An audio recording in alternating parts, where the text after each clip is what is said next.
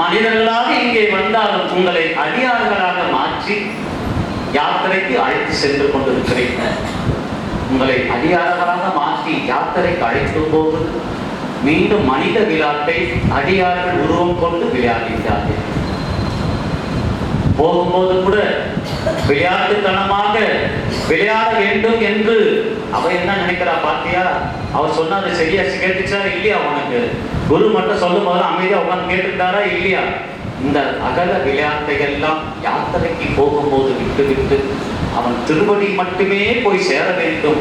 அதுவே குறியாக அந்த திருக்குறிப்பை நாம் அடைய வேண்டுமே தவிர போகும்போது கூட யாத்திரையில வீண் கதை வெட்டி கதை இந்த உலக பயணத்தினுடைய சொற்கள் எல்லாம் விட்டு சிவனே சிவனே சிவனே என்னை எப்படியாவது உன் திருவடியில் சென்று அடையுமாறு எனக்கு அந்த ஒரு உதவியை மட்டும் நீ செய்து விடப்பா, உன் திருவடியிலேயே இருந்து விடுகிறேன், எனக்கு வேறு சிந்தனையை நீ தந்து விடாதே, அந்த சிந்தையை மீண்டும் மணிவாசகருக்கு கொடுத்ததை போல எனக்கு நீ அந்த சிந்தையை தந்து பாதி வழியிலே என்னை திரும்ப வைத்து விடாதே என்று மணிவாசகர் நமக்கு கொடுத்த அற்புத நிறையை எப்படியெல்லாம் சொல்லி யாருக்கு சொன்னான்?